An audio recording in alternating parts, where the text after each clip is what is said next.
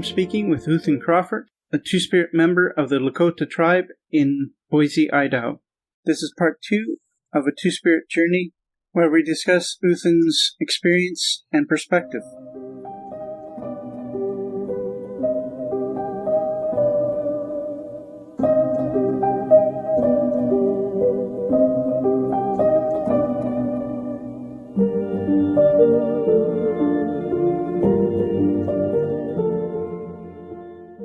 Can you tell me a little bit about yourself and what you do? My name is Uthan Crawford. I'm an artist. I'm an enrolled tribal member of the Aniwea Nation. It's a small state-recognized tribe located in Alabama. There's about 3,000 of us. We're all Cherokee. We trace our descendants, or we trace our heritage to the various Cherokee roles. I am an artist. I also identify as Gael because I'm also descendant of the Gael people of Scotland, the indigenous peoples there. How does that compare to the North American First Nations? As in the like structurally, do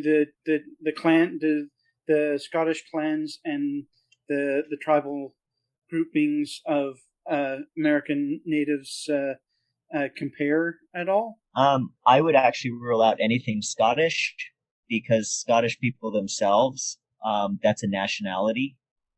Yeah. Gaels are the actual people. So just because someone wears a kilt and goes to the Highland Games, that doesn't make them a Gael. What makes someone a Gael is their relationship with the land wherever they walk. Either they're learning or they speak Scottish Gaelic or Irish Gaelic. Makes any of the Gael dialects that they walk on what's called I believe they call it the White Road in Gael way. So there's actually many similarities between my Gael people and my Cherokee people and various indigenous people in Turtle Island here. So, okay. However, one of the biggest differences is because Gaels are white and light-skinned. All Gaels had to do was change how we spoke, and we could hide. If not for our skin color, we'd actually be exterminated. So our skin color is the only reason why, Gaelic is still spoken. It's critically endangered, but it was the fact that we are light-skinned and able to hide in society and white society that allowed us to not be exterminated during our clearances, genocides, and et cetera, et cetera. As in my native communities, it's very obvious by skin tones, first and foremost, the skin tones technically that, allow for a lot of racism and things like that to go on. Whereas Gaels, we're aware of our privilege. We're aware that that's the only reason we were allowed to live. So yeah. And you identify as Two-Spirit. Can you tell me a little bit about that? Yes. Two-Spirit was coined in the 1990s at the international gathering that year of all the Two-Spirit societies. They decided on that term in English as a means to unite and give an umbrella term to indigenous people of Turtle Islands in this hemisphere, who are gender non-conforming, have different sexualities, gender fluid, etc., etc. I identify as Two-Spirit versus Shkigi or Nadleya Shkaya, because I don't live in a Cherokee community And because I don't live in a Cherokee community, I can't use Shkigi or Nadleashkaya because I don't have that role in a community. Two-spirit is a more pan-Indian broad term that can be used by anyone indigenous. There are people who don't use the word two-spirit and identify with their tribal word for who they are because they're in their community, and two-spirit is the second identity versus the first. But for me, I do not live on a res. I am an what's called an urban Indian because I live, in a city off reservation. So my identity is two-spirit because it's more encompassing than coming from a specific community that I don't get to be involved with due to my location. All right. What challenges have you faced with being outside of the your core community? Imposter syndrome is a big one. Imposter syndrome is probably one of the biggest thing that threatens, I want to say, all indigenous people, whether they're in a community or not. But when you're away from a community, for me personally, I get my identity from, the people I'm around and who I'm with. When I show up, I don't represent myself. I represent my community and my ancestors. So if I show up representing myself, that's a very I sort of thing versus a we and an us. So it's a little bit difficult for me to navigate personally. Imposter syndrome, it's as simple as when we're at powwow and someone's doing an introduction and they say what res they're from. I get to say I'm from Boise, Idaho, which isn't a reservation. So it outs me as a non-reservation urban Indian. Okay. Which kind of separates you from them? It separates me from the res natives, but also it can also discredit you because you're in an urban setting and you're not from a reservation. So anything you say or do is from the outside. That would create some horrible challenges, I would assume. It can, but the imposter syndrome is more felt by the individual. So the biggest challenge I face is my light skin color in predominantly person of color circles. Yeah. I also identify as Tagreach, which means cross-souled, and that's the Gale concept that's very similar to two-spirit. Okay. So how does lost soul work? Crossed-souled? Crossed soul or lost soul? Crossed-souled, as in like two souls crossing. Okay.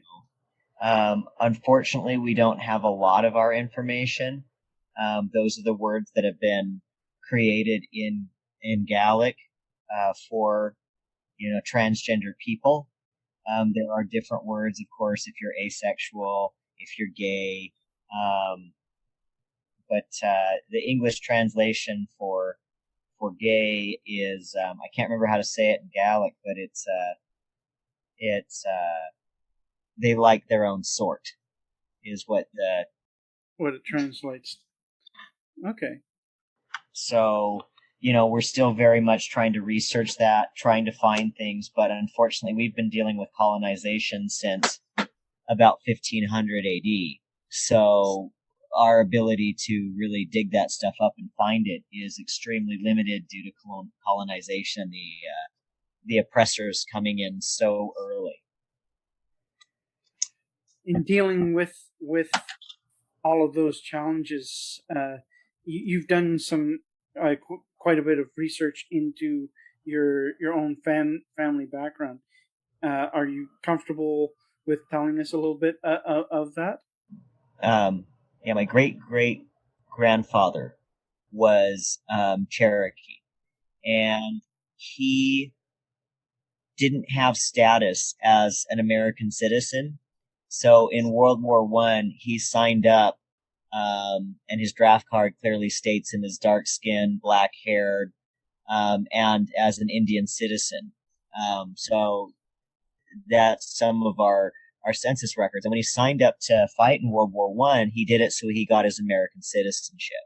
After he received his American citizenship, he marked everything for race as American, to hide his identity. But on as our census records, stuff like that, he was always marked mulatto, colored, etc., etc. But he was a farmer. He worked the land, and that's what he did. That's what he knew how to do. And then his wife was also, she was mixed, and they came out of the Spartansburg trade routes back east. So those were big fur industry trade routes run by Cherokee people, etc. So Spartansburg was a really big trade route area. And so that's where the family originates from on that side of the family. And then my Fraser ancestors married into my Crawford family in 1746 when they did the Highland clearances after we lost the Battle of Culloden. And they came to the United States. It was forced immigration. So basically, it was that point. If you participated in any Gael culture, you were removed. You were stripped of your land, and you were sent over to the Americas, Australia, or there's one port in South America, and I don't remember what area that is. But yeah, so they basically forcibly removed you and transplanted you to America and just left you here to rot. Many of the Gael ancestors, shortly within a generation, helped with the American Revolutionary War against the British as a means of revenge. But when the families came over here, a lot of Scottish families went into the fur trade. A lot of Gaels went into the fur trade. Our clan system, what was magical about Cherokee people is everything's on the women's side, everything's on your mom's side, and Gael way, everything's traced through your father's side. So and in the old days, if you were a male and you were Cherokee and you had kids, they weren't considered Cherokee unless you were a woman and they belonged to the females clan. So, so this way, if a Gael man married a Cherokee woman, then they had protection of his Gael clan and the Cherokee clans. So it was a way to strengthen bonds. And there's stories of fur traders that were Gael and still held the old ways, and they were living off the land and hunting and that sort of thing. And they came to town and they saw the native women having their children taken from them. And this man happened to be a MacDonald. And so he walked up and the ministers were trying to take these children from this woman. And he goes, "What are you doing to my kids?" And they stopped. And "These are your kids?" He goes, "Yeah, they're Clan MacDonald. Because you let them go right now." And so those ministers let go of those little boys and those little girls, and they went back to their native mom. And that Gael stood there with that woman until they left. And after they left, he turned around and he said, "I'm adopting you into Clan MacDonald. If those men ever come back, you let any MacDonald know and we'll stand up for you. They can't have your kids, and they're not going to boarding school." Because in the Highlands, they stole our Gael children and they took them to boarding school too. So we had already been through that before coming over here, and we remembered that. And so we saw that happening to the Indigenous peoples here, and that trauma reoccurring. And so most of the Gaels tried to stop that if they were around because they remembered it happened to them. So these are stories that have been passed down that I've collected, and that can be seen as a very white savior moment, unfortunately, to Indigenous people here. So sometimes, even though these stories are told to, to help people realize that there are things in common, they can also trigger that it still took that person's light skin color to get that missionary to go away. Yes, but that still that should not have happened anywhere. They should not have ever had the power to take children away. Yeah. we've recently been going through quite a bit of upheaval because of the residential schools here in Canada, and they found over 1,000 burials of children, and so it's created a lot of upheaval and a lot of pain. They continued to put Gales in residential schools in Cape Breton. Yep. As well. So it continued on here in the in Turtle Island, and there to this day there's boarding school survivors that their ears are all fucked up, because what would happen is they'd put a rope around the kid's neck, and they did it to First Nations as well. And if you spoke your language, they'd tie a knot in that necklace, and at the end of the day, they'd beat the shit out of you that many times. So however much you spoke that your language that day, be it Gaelic, be it Cree, be it any indigenous language that wasn't English or French, you were beaten, or worse. It's or worse, and tragic. That's the only word I can come up with. It's tragic that people resort to that. What works do you do for the Cherokee community or the Lakota, 8-year Lakota, right? I'm adopted Lakota, yes. So I have a lot more community here in Boise that's Lakota. So predominantly all the sweats here, most of the people here follow the Lakota way. So me being in this location, they took, I say they took pity on me, because they did, being someone who was alone and indigenous and didn't have a way, and they gave me a way. So they gave me a way to walk and a path to be. I personally feel that even though it's not my own tribe's way, it's better than a colonial way. So for me, it's I'm Mr. Fix It. So at powwow, when people's clothing breaks, they end up coming to me and I fix it for them. The nature of working in that material. Yes. So, it can be as simple when, a kid's hair tie breaks, or I had someone's moccasin break on them, and, they come over to me and I help them. I'm a helper, and that's what I do. So,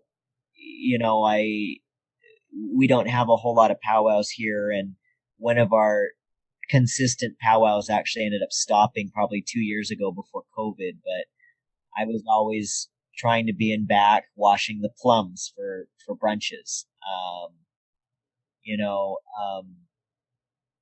Sometimes we have beading circles. It's rare I can get to them because I work on Sundays and they tend to be on Sunday afternoons. But where everyone gets together and beads. And one of the things the elders said was, when I went to leave after I used to go every once in a while, they go, when you show up, people are talking as a community. You get people to talk. She goes, no one else gets people to talk. She goes, but when you're here, we're all talking and laughing. She goes, and it's good. So, that's an honor. Yeah. So, when people come to you when things are broken, when they're hurt, there's no bigger honor, because that's when people are most vulnerable. True. So, but it's been a while since we've had powwows here.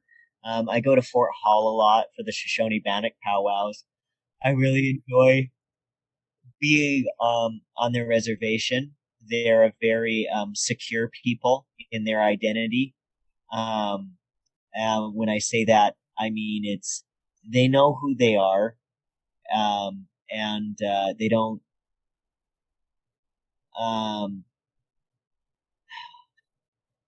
In my experience, when people want to devalue and discredit another person's identity, it has something to do with an insecurity on their identity. I get that, yes. So the Shoshone-Bannock people are very loving people. They guard their ceremonies. and respect to them for that. So they're very reserved. You know, but you know, there's never a time I go to Fort Hall where I don't feel that I'm unwelcome. Does that make sense? That makes sense. Okay, so yeah. It sounds there's a lot of Gael people in Nova Scotia, and but there's also a lot of non-Gael people in Nova Scotia that are equally as good in that way, very welcoming. Uh, I'm from Nova Scotia, Oh, cool. so uh, if you go out into the country where people have to live more simply with the land, they'll invite you into their home and give you a meal, or at least they did when I was there. And Hospitality is a huge thing. yeah, in dealing with the elders, uh, I hear that you did some storytelling as well. Yeah, I used to do a lot more storytelling. I've kind of taken a back seat. Um, you know, I'm really tired. Um, you know, we found a brain tumor on my cerebellum a few years ago, and that contributes to some of it.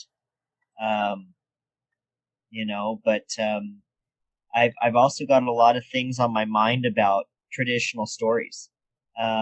Some of the stories that I was taught growing up, you know, I was in the middle of telling a story one day, and I realized this traditional story is teaching fat shame.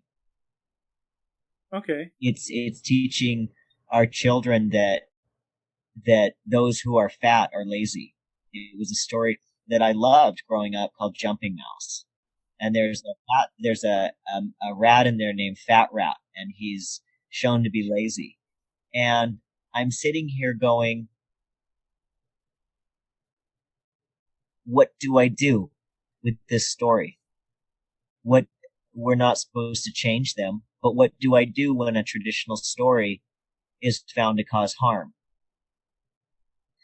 And you know, so I've pulled back from telling a lot of stories because they can cause harm, and I don't know what the community wants to do with that, and they have caused harm.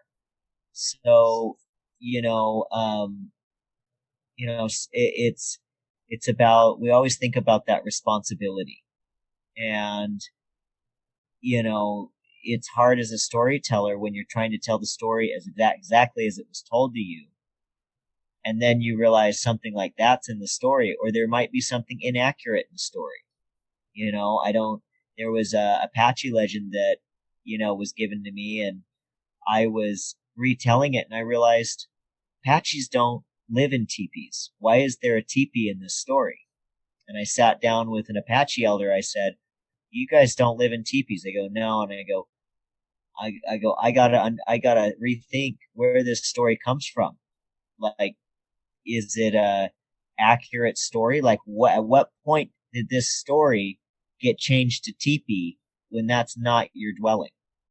Um, you know, and so I went to the person who told it to me, but the person who told it to them has already passed away. Now what? So, you know, so to me, um, now I sort of sit back. And so unless someone asks me to tell them a story, or unless it's a situation that reminds me of a story, I don't offer to tell them. I mean, you know, so those are the things as a storyteller, you know, I told that particular story because it had a two-spirit individual in it. So, but so I do and I don't tell stories. It depends on who I'm around, what I'm doing. Um, you know, otherwise I leave it to other people at this point in time. Um, there's also that drive in me right now that because of my skin color, I'm letting people I want to take a step back, and I want to create space for others rather than take up space in these circles. So, there's also that. So we're going to take a break, and we'll be right back.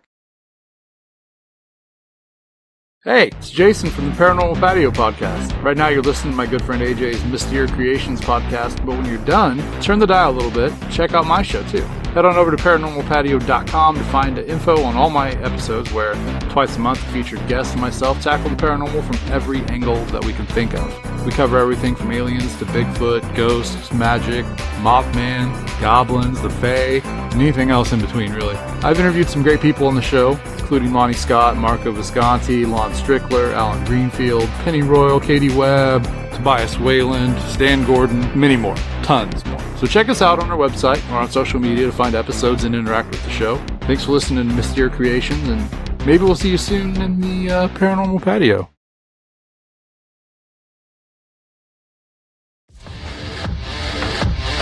Do you like records? Well, Turntable is the best. The owner knows his stuff and can help you find anything you might need.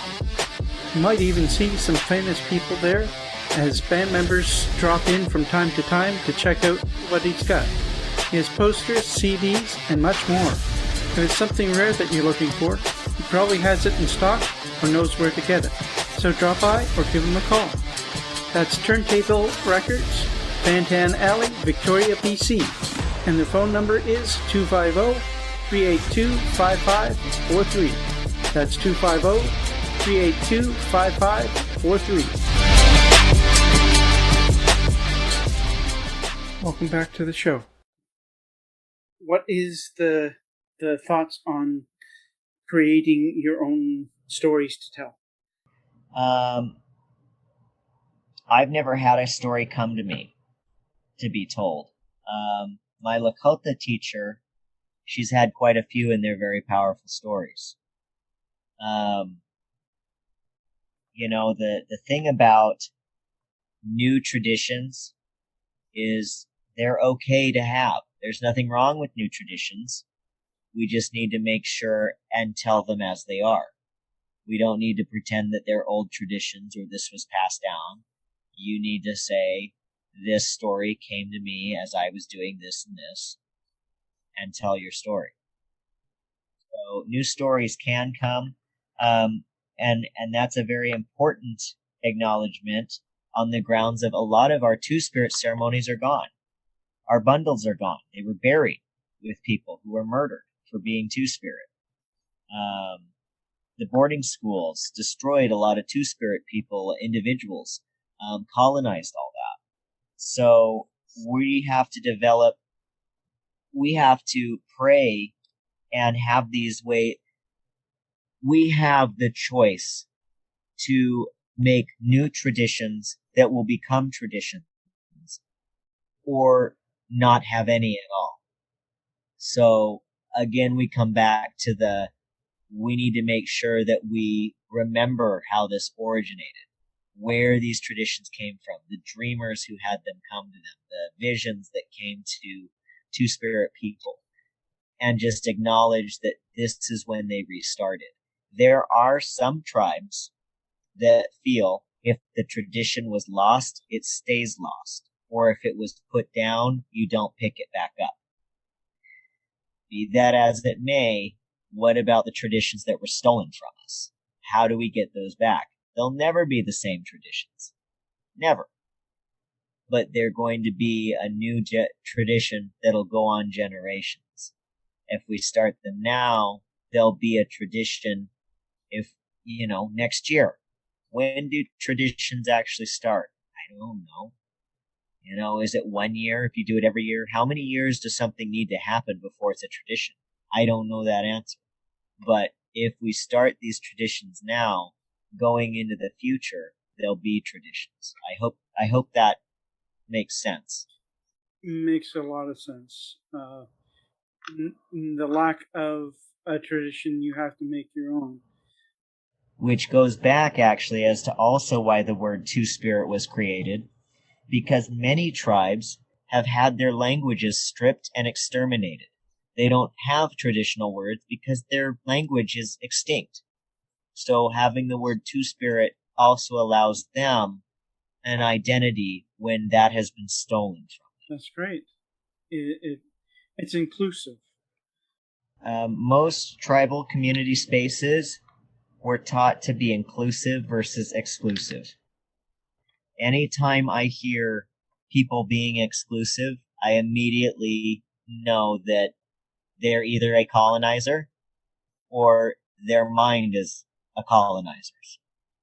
It's coming from that colonial concept.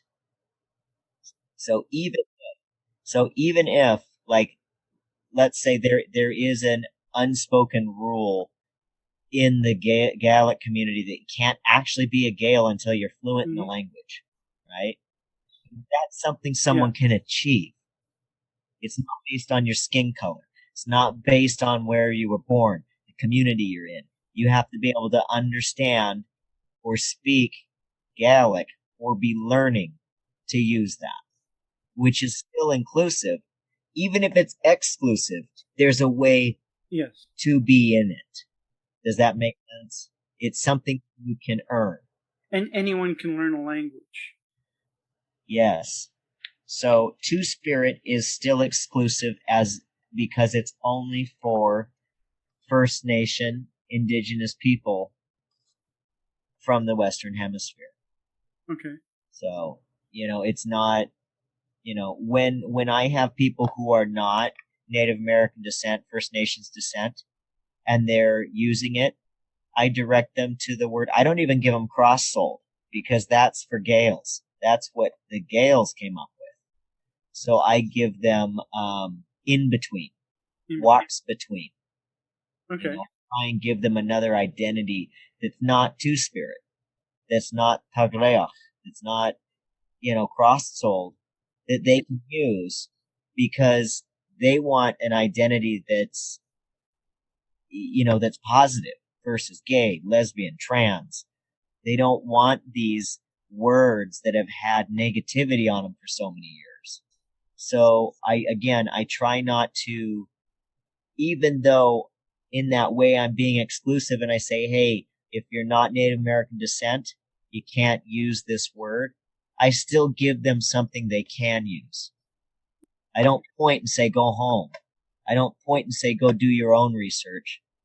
If I hear they're learning Gaelic, which has happened, I will give them Tagreach or cross-sold, or, I'll find them the identity in the language because it took 2.5 years to find it so that I can share it, but I'll only share it with people that are doing the work. Spirit people also, there are gay, trans, lesbian, non-binary Native Americans that don't use Two-Spirit because that still comes with cultural responsibility. You're either, you're involved with their culture. You're following traditions. If someone says they're Two-Spirit, I know that they're researching their language or they're in the community. They're going to powwow. There's a difference between gay Indians, as my Auntie Clyde used to say. There's a difference between gay Indians and Two-Spirit. And Two-Spirit has responsibility. And that's usually kind of how he talks. Yeah. So, there's that responsibility. Talking of responsibilities, what responsibilities would a Two-Spirit have in their community? That's a very broad term. Okay. So I can't speak. There's over 600 tribes here in the United States. But I'll go ahead and some of my responsibilities. Yes. My responsibilities in my circles. First responsibility, I show up to ceremony. I immediately look, how many men do they have? How many women do they have? If they have more women than men, I go help the men. I ask permission. I say, hey, this is who I am. Do you guys want me to help you or do you want me to help the women today? I let them decide where they need me. It's not about my identity. I show up and I say, where do you want me to help? Because I can help either way. Second, where do you want me to sit? In some of the Lakota ceremonies I go to, men and women don't sit together. So I go to the person in charge. I say, this is who I am. Where do you want me to be? Typically, not always, typically, like let's say in a sweat lodge, you walk in the door in Lakota way, women are on the right, except for the lodge pour, and men are on the left. Okay? For me as a two-spirit, they usually pop me right at the back of the lodge in between both genders to bring it together. It's always up to the ceremonial leader what I do. It has nothing to do with me showing up thinking I'm grand. It's what helps the people the best. If there's not enough women, you bet your ass I'll do the cleaning and cooking. If there's not enough seat for the men, I still have the women's habit of getting up and sitting on the floor so the men can sit. Okay. So for me, again, that comes from my identity is tied to that community. What identity I take on that day is what my community needs me to do. So it's not about me, it's about my community. It's about what I can do to help them. So being two-spirit means that you are an integral part of the community. Yes. So for me, it's I very much, if men are the sun and women are the moon, two-spirit people are the sunrise and the sunset. That's beautiful. So that's what's come to me to try and describe it.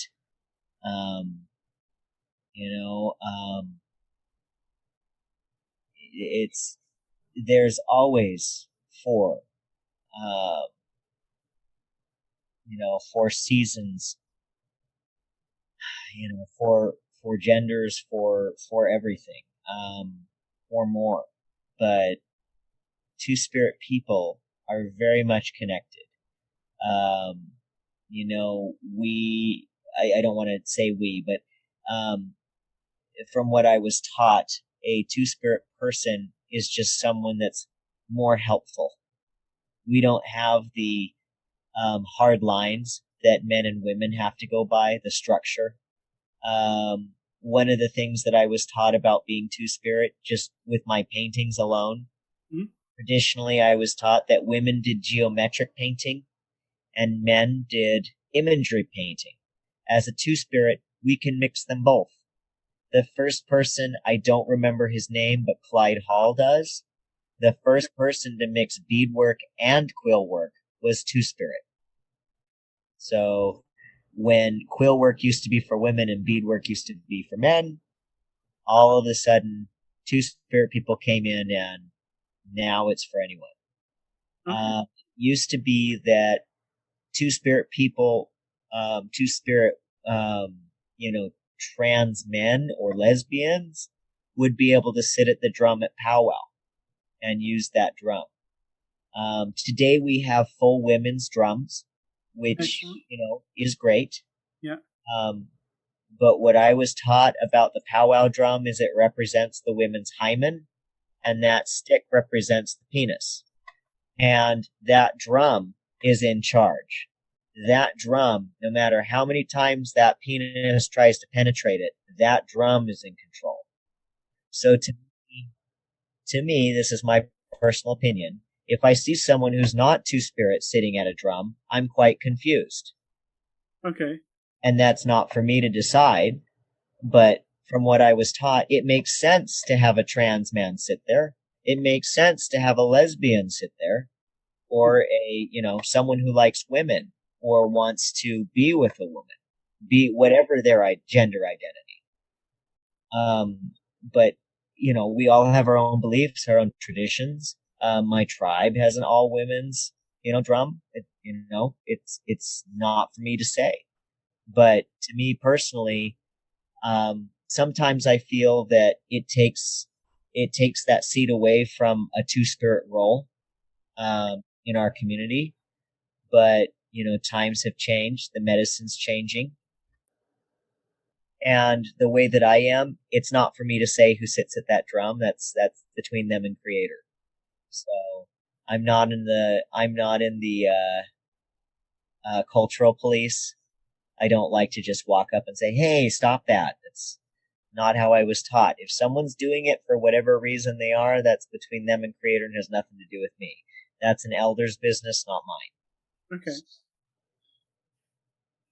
How intense can drumming become?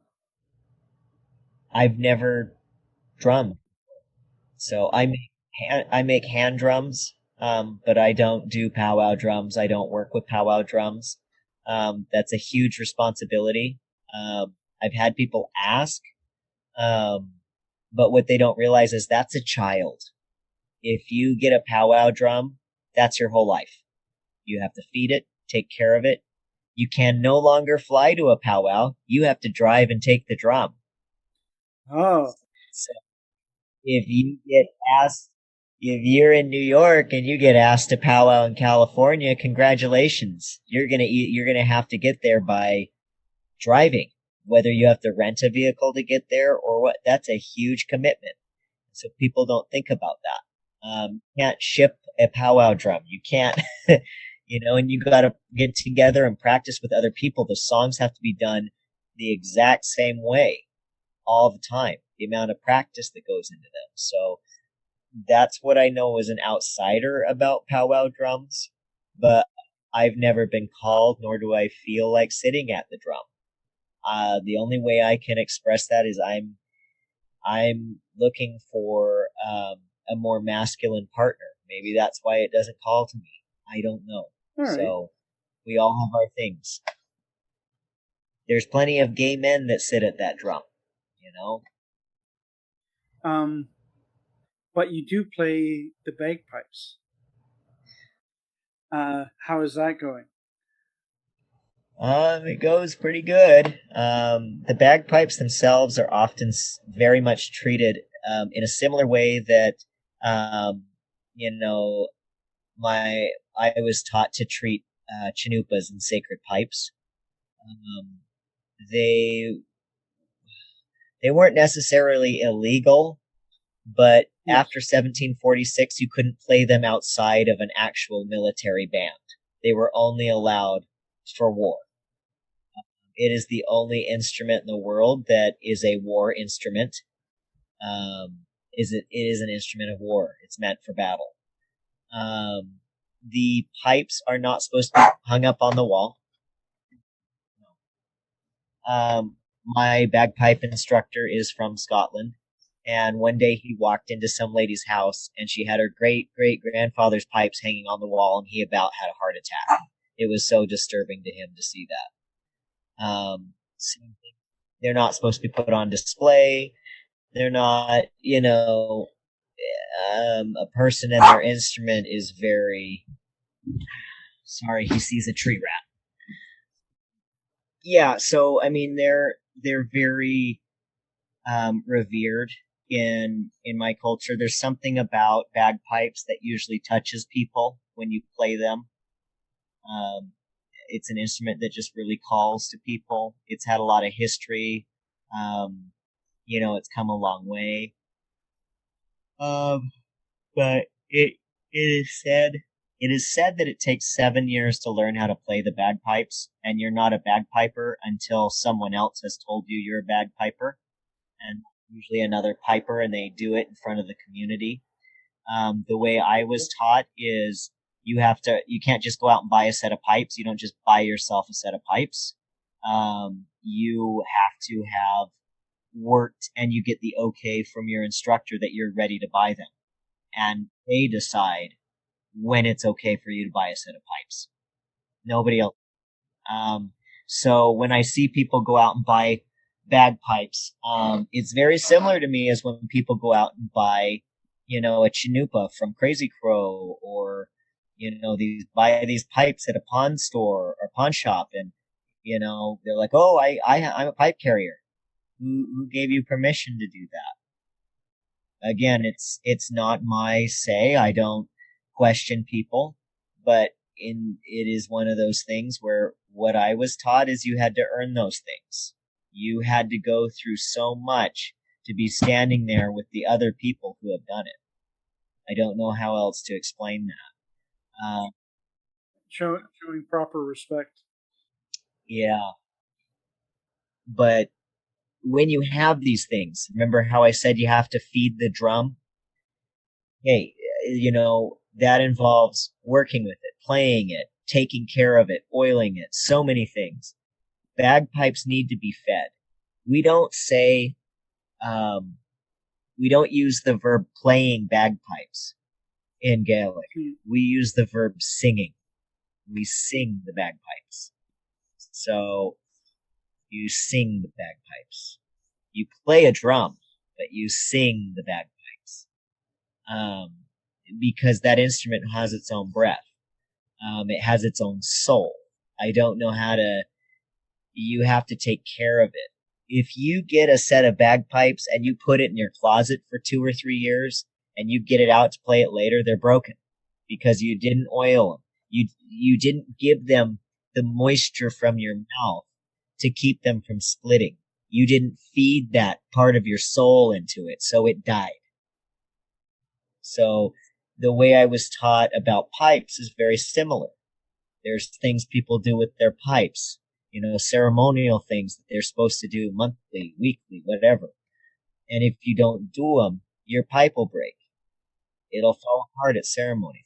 Bad things happen if you don't feed it's a living being. So that's interesting. I've had the opportunity once to be in the middle of a band of 250 pipers. And that's huge. They did Amazing Grace with one lone bagpiper starting the whole thing, and it moved me to tears when they did that. It was a very powerful moment for me. Not that I really like that song, but when it's done right, it's beautiful. It is absolutely. The traditional song would be, I believe it's called "Flower of Scotland," is the traditional funeral song. Is what it's called. I literally told my bagpipe instructor, if I die, no one's to play Amazing Grace. They have to play Flower of Scotland, which is more traditional. But yes, Amazing Grace is always requested. It's one of the first tunes we learn on the bagpipe, and it's very popular. So, and there's a reason for it. It really calls to people. We're coming on to just about an hour now. Are there any projects that you are currently working on for anything that you want to put out there? Not currently. I was very, very blessed to have been able to work with genuine wampum shell and make a wampum strap from it. And never in my life was I thinking I'd ever be able to do a project like that. For a client, those beads run about $10 a bead, and it took maybe it took several, probably about 3,000 beads. Okay. For this project. So, so I would never be able to hold that in my possession. But being able to make that for, a museum, a person, whatever, just being able to have worked on it, I was very blessed. I've recently been studying a lot of cave paintings. The traditional ochre paints are really dear to my heart. All cultures use them. So it's something so sacred, and nobody works with them anymore. So I've been working on studying the original artists, looking at their techniques, and really getting in touch with the origins of where we all really came from and what that means. My thoughts in studying this are they have new machines that are literally take, I want to say, sonar recordings of the paintings on the rock, and they're able to see the, paintings that have been washed away just through the sound waves that are coming off the rock. And they're able to digitally record these. And my question comes from, there are so many of these places that tribes are also not speaking about publicly because we don't want them photographed. We don't want them disturbed, whatever reason. They're sacred. But, what if we get more indigenous peoples involved in the preservation of this type of art so that it can be preserved, but only in the archives of that tribe, meaning the tribes retain every photograph, every bit of research, and it doesn't belong to anyone but that tribe for the tribe's use to maintain and make sure that the integrity of this art is never lost. And of course, whose art is it? Because tribes used to move around so much, but it's something that I'm really interested in, and I'm hoping that we're able to preserve these, paintings and rock carvings, pictographs for future generations. But it's hard when, how do you make sure only the people that need to see them get to see them? With all of this, what do you see in the future for Two Spirit people and yourself? Honestly, if you're really truly asking me, I'm worried about climate change. It's coming to a point where if we don't fix climate change, there's not going to be any more traditions. There's not going to be people here. So, so my focus is on things like how the weather's changing. What does that mean? I would like Two Spirit people to regain their original status, in our communities. But what I want to see as a whole is communities stop fighting about gender, stop fighting about what book is right when it comes to faith, get off their butts. And we just saw the whole world come together to get a vaccine for COVID within, a year? What could we do if we all came together about climate change, which is the biggest threat to everyone? It is. We have, how do I put it? There are trees in New York that the Seneca Nation makes their baskets out of. Guess what? There's an invasive species of bug that's come in and started eating the trees. The Seneca Nation now has to decide, do they spray the trees and put the vaccine in the tree, which makes the wood so hard they can't make their baskets? Or do they let the trees die and not have your baskets? I mean, obviously the tree's what's important, but I'm talking about our art. Everything we do is affected by climate change. So the vote has been taken. They're vaccinating the trees. They're making all the videos they can of basket weaving because in order to save the trees for the next 60 years, they have to stay vaccinated. But the tree have to be vaccinated as saplings. So, I mean, the vaccine doesn't stay in the DNA of the tree. Yeah. They just have to vaccinate the trees for about 2 generations so that the bugs die off. So that there's nothing for the bugs to eat so they can't come back. Okay. So that's 2 generations that won't be doing the basket weaving. Oh. So if you're asking me, what they've decided is the basket weaving is a tradition we're going to lose if we don't save those trees. So if we want the Two-Spirit tradition to continue, we've got to save the planet so we don't all die. Like that's, yeah. So that's where we're at. We need to decide, what are we going to do? How are we going to live? We need to change our ideas of living. We still live in a Western construct. So, I'm going to take my home, for example. I refinanced my home last year, and I built little sheds on my property. I insulated them. I put electricity in them. My idea was to rent them to people. We could all live in, we could have up to 7 people live on my property. Everyone comes inside to eat. Everyone comes inside to use the restroom and shower. But everyone lives in their own little, shed shack. Yeah. And they're nice. They're pretty. There's nothing wrong with them. The city frowns on that because they can't tax you for it.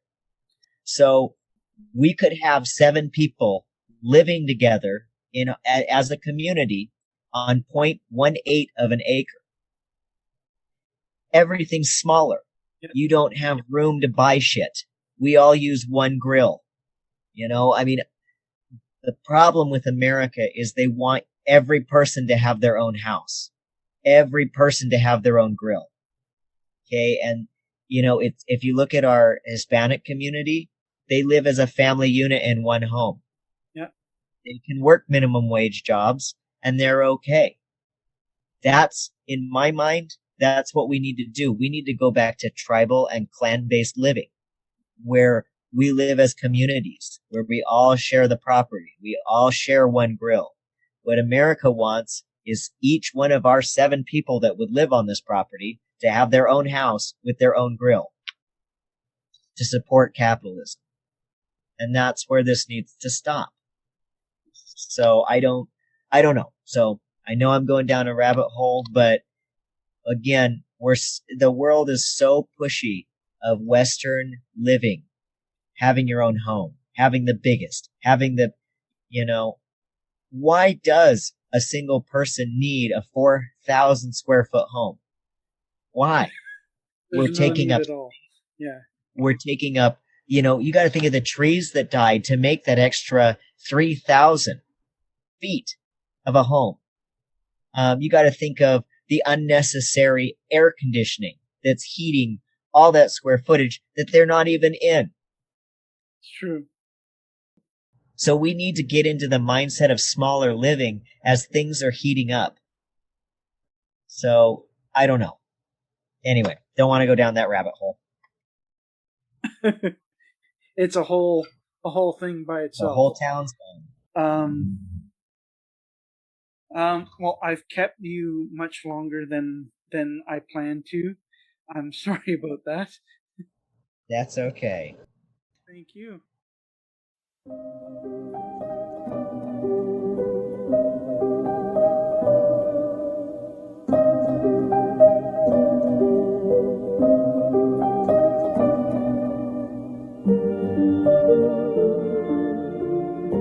That was my interview with Uthan Crawford.